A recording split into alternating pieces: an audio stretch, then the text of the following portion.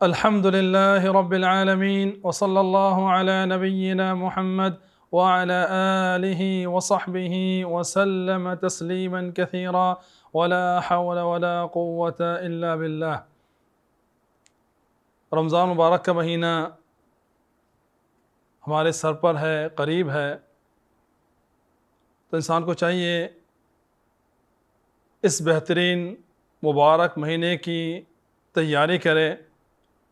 اور اس کا استقبال کس طرح کرے، کیونکہ ایک مہمان ہے، جس طرح شروع ہوگا اسی طرح جلد ہی ختم ہو جائے گا۔ تو مہمان کی جتنے اچھے انداز میں تیاری کی جائے تو مہمان اسی طرح خوش ہوتا ہے۔ تو ہمیں بھی یہ مہینہ جو اللہ رب العالمین نے ایک نعمت کے طور پر عطا فرمایا ہے، تو اس کو کس طرح ہم نے استقبال کرنا ہے، کیسے اس کو اہلاً و سہلاً کہنا ہے، اس کے لیے چند گزارشات ہیں جس کا ہمیں خیال کرنا ہے۔ سب سے پہلی چیز کہ سچی توبہ ہونا چاہیے، اپنے دل کو اللہ رب العالمین کی طرف متوجہ کر لیں۔ اللہ تعالیٰ ارشاد فرماتا ہے، یا ایہا الذین آمنوا توبوا الی اللہ توبۃ نصوحا، اے ایمان والو توبوا الی اللہ، اللہ تعالیٰ کی طرف رجوع کر لو، متوجہ ہو جاؤ، توبۃ نصوحا، خالص سچی توبہ۔ اور توبہ میرے بھائیوں اسی طرح ہوتی ہے کہ جب انسان گناہ کو چھوڑ دے اور اس چیز کو اس کے پاس شرمندہ ہو، اس کا اعتراف کر لے اور اس کے پاس ایسا عزم ہو کہ میں نے یہ دوبارہ یہ گناہ نہیں کرنا اور اس گناہ کی طرف نہیں جانا، یہ ہے سچی توبہ۔ اور رسول اللہ صلی اللہ علیہ وسلم نے ارشاد فرمایا، کل بنی آدم خطاء وخیر الخطائین التوابون، اس میں تو کوئی شک نہیں ہے کہ ابن آدم سارے کے سارے گناہ گار ہیں۔ ہر انسان سے غلطی، غفلت، کوتاہی، گناہ ہو جاتا ہے، لیکن سب سے بہترین خطا کار انسان وہ ہے کہ جو اللہ رب العالمین کے سامنے اعتراف کر لیتا ہے اور پھر سچی توبہ کر لیتا ہے۔ التوابون، جو رجوع کر لیتے ہیں اللہ تعالیٰ کی طرف، اس گناہ کو چھوڑ دیتے ہیں، اس گناہ کی طرف نہ جانے پر عزم کر لیتے ہیں کہ میں نے یہ کام دوبارہ نہیں کرنا۔ تو اس لیے اس اچھے انداز میں اس رمضان مبارک کی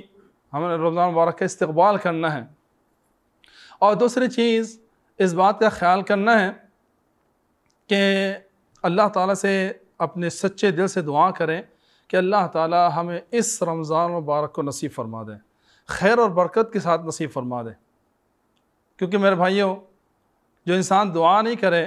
تو اس کا مطلب یہ کہ اس کے دل کے اندر تیاری نہیں ہے۔ سلف صالحین دعا کیا کرتے تھے، تو ہمیں بھی دعا کا اہتمام کرنا چاہیے اور توفیق کی دعا مانگنی چاہیے اللہ تعالیٰ سے کہ اللہ تعالیٰ ہمیں توفیق عطا فرما دے کہ ہم صحیح انداز میں اس مبارک مہینے کی برکات کو حاصل کر سکیں اور اس کے اندر خوب سے خوب تر عبادت کر سکیں۔ تو اس بات کا بھی خیال کرنا ہے کہ اللہ تعالیٰ سے سچے دل سے دعا کریں کہ اللہ مجھے توفیق عطا فرما دے اور اس رمضان کو، اس بہترین مبارک مہینے کو میری زندگی میں عافیت کے ساتھ لے آ۔ اور تیسری چیز اپنے ذہن میں یہ رکھنا چاہیے کہ یہ رمضان مبارک کا جو مہینہ ہے بڑا فضائل والا مہینہ ہے، بڑا اہم ترین مہینہ ہے، جس سے انسان پاک اور صاف ہو جائے گا۔ تو یہ ہمیشہ اپنے ذہن میں رکھنا ہے کہ اتنا عظیم ترین مہینہ، اتنا فضیلت والا مہینہ، اتنا بابرکت مہینہ، اس سے میں نے کس طرح فائدہ اٹھانا ہے۔ یہ شعور، یہ احساس اپنے دل کے اندر پیدا کرنا ہے کہ ایک بہت عظیم ترین مہینہ آنے والا ہے۔ جب انسان اپنے دل کے اندر یہ شعور پیدا کرے گا تو پھر اس کے لیے اچھے انداز میں تیاری بھی کرے گا۔ اسی طرح میرے بھائیوں ایک بات کا اور خیال کرنا ہے کہ چونکہ انسان پورے سال کے اندر بہت ساری چیزیں اس سے ہو جاتی ہیں، بہت سارے گناہ ہو جاتے ہیں، بہت سارے معاملات کوتاہیاں ہوتی رہتی ہیں، تو اپنے دلوں کے اندر جو بھی کچھ جمع ہو چکا ہے قدورتیں اور جو زنگ جمع ہو چکا ہے اس کو صفا کرنا ہے، اپنے دل کو صاف کرنا ہے، اپنے مسلمان بھائیوں کے لیے اپنے دل کو صاف کر کے رکھنا ہے۔ رسول اللہ صلی اللہ علیہ وسلم سے جب پوچھا گیا کہ سب سے بہترین افضل ترین انسان کون ہے، تو رسول اللہ صلی اللہ علیہ وسلم نے ارشاد فرمایا کل مخموم القلب، ہر وہ انسان جس کا دل مخموم ہے۔ تو صحابہ کرام نے سوال کیا، لیکن رسول مخموم القلب کیا چیز ہے، ہمیں اس کی سمجھ نہیں آئی۔ تو پھر رسول اللہ صلی اللہ علیہ وسلم نے اس کی تفسیر، اس کی وضاحت کرتے ہوئے فرمایا کل قلب، ہر وہ دل، التقی النقی، کہ جو تقوی دار ہے، اللہ کا ڈر اس کے دل کے اندر موجود ہے، النقی، صاف ستھرا ہے۔ کس چیز سے صاف ستھرا؟ لا غل ولا حسد، اس کے دل کے اندر دھوکے بازی نہیں ہے، اس کے دل کے اندر ظلم و زیادتی نہیں ہے، اور اس کے دل کے اندر لا اثم، اس کے اندر کوئی گناہ والا معاملہ نہیں ہے، ولا حسد، اور نہ ہی اس کے دل کے اندر حسد ہے، کینہ بغض اپنے دل کے اندر نہیں رکھتا وہ۔ یہ انسان سب سے بہترین انسان ہے، افضل ترین انسان ہے۔ تو اپنے دل کو بھی انشاءاللہ ہم نے اسی طرح کرنا ہے تاکہ ہم اس رمضان مبارک کے اندر جب جائیں تو پھر ہمارا یہ دل پاک اور صاف ہو۔ اسی طرح ہم نے ایک پلاننگ بنانی ہے اپنے، کس طرح ہم نے اس دن کو گزارنا ہے۔ اس کے لیے مختلف اچھی کتابیں اور اچھے معاملات، عبادات کے معاملات، اس کی تنظیم، اس کا روٹین چینج کرنی ہے، تاکہ یہ بھی ہمارے رمضان مبارک کی اہمیت سے متعلق اس کا تعلق ہے۔ اگر ہم اس کی پلاننگ کریں گے تو اس کا مطلب یہ ہے کہ ہمارے دل کے اندر اس مہمان کی، اس مہینے کی عظمت اور شان اور مقام موجود ہے۔ تو ہمیں اس کی پلاننگ کرنی چاہیے کہ کس طرح میں نے اس پورے دن کو، اس پورے رات کو گزارنا ہے۔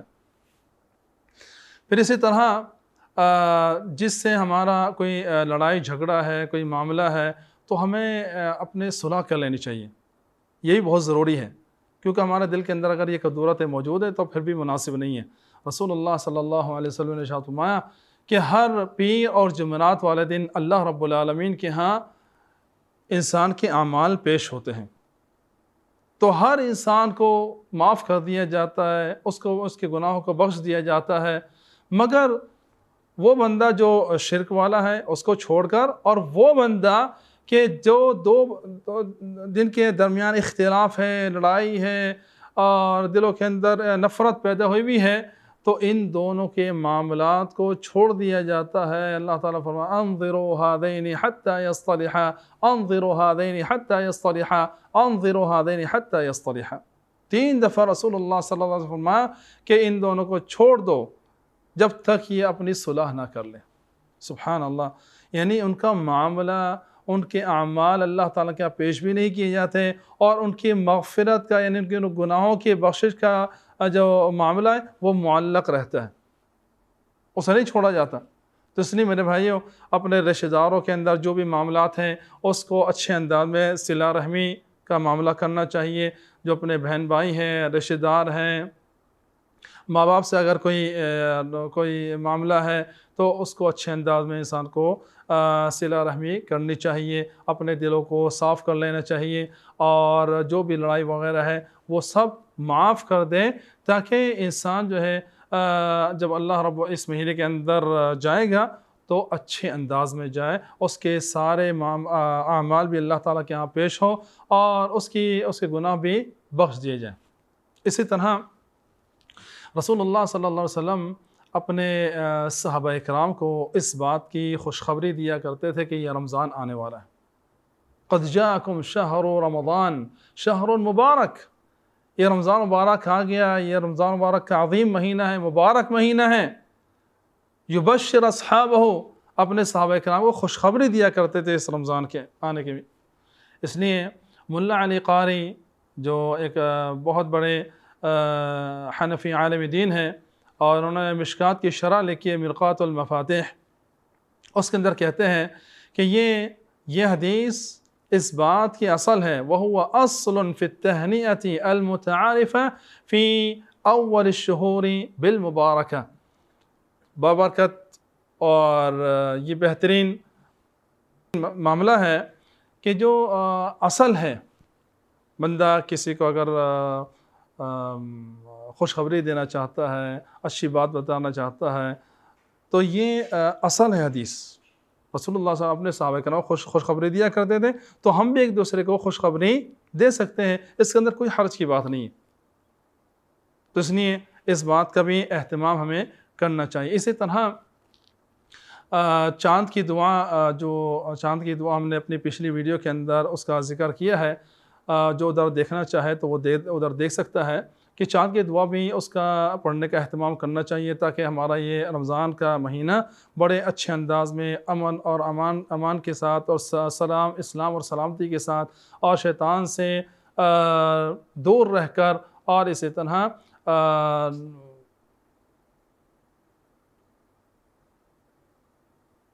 طرح انسان اپنے آپ کو اچھے انداز میں محفوظ کر کے اللہ تعالیٰ کی رضا حاصل کرتے ہوئے اس کے اندر داخل ہوں۔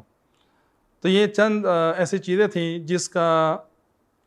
دیکھنا، اس کا اپنے نظر میں رکھنا بہت ضروری ہے، تاکہ ہمارا یہ رمضان مبارک کا مہینہ بڑے اچھے انداز میں گزر جائے اور ہم اچھے انداز میں اس کا استقبال کر سکیں۔ اللہ تعالیٰ سے دعا کہ اللہ رب العالمین ہمیں اس رمضان مبارک کو اچھے انداز میں پانے کی توفیق عطا فرمائے، اس کو اچھے انداز میں عافیت کے ساتھ گزارنے کی توفیق عطا فرمائے۔ وصلی اللہ علی نبینا محمد وعلی آلہ وصحبہ وسلم۔